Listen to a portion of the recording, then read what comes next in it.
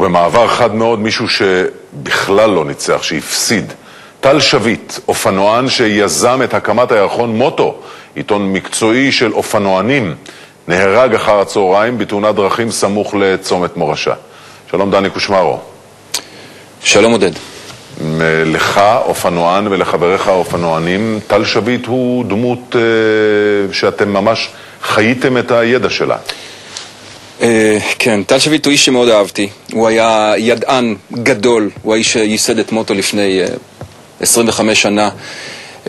והוא גם הרוכב, אני חושב, הכי טוב והכי בטוח שהיה בכביש.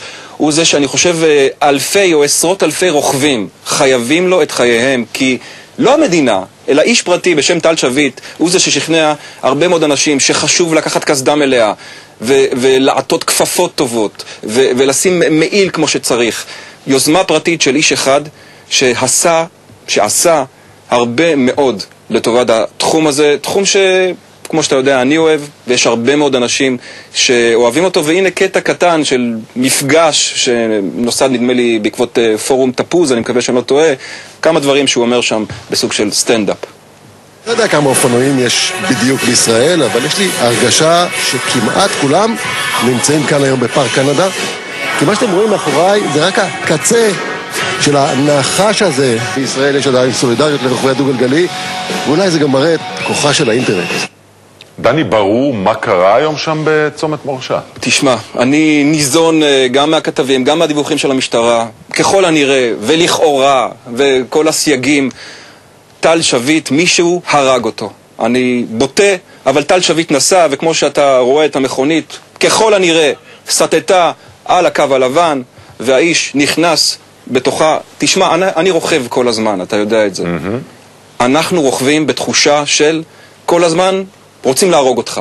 אז יש גבול לכמה תשומת לב אתה יכול לשים לעניין הזה, ואני בתחושה שאנחנו מיעוט שדמנו הותר. אתה יודע, אחת הפעולות הראשונות שעשתה המשטרה אחרי התאונה הזאת, שגם היא אומרת שכנראה נהג הרכב אשם באופן חד משמעי בתאונה הזאת, היא מוציאה את מספר ההרוגים בדו-גלגלי. מותר לרדת על הציבור שלנו, זה מותר. אתה יודע, כשיש, הרי שליש מההרוגים בדרכים הם הולכי רגל. אתה שמעת פעם מישהו שאומר, רגע, הולכי רגל, תפסיקו ללכת בכביש? לימוד הנהיגה הוא שערורייתי. הדרך שבה מחנכים את הרוכבים, מסבירים להם מה נכון, לא קורה. טל שביט רק לפני 2-3 היה בוועדה בכנסת, הציג את מעיל הרכיבה שלו, הבטיחותי, שיש עליו מכס, ושאל, למה אנחנו משלמים על זה 3,000 שקלים במקום שזה יהיה לכל אחד? טל שביט, דני, תודה רבה לך.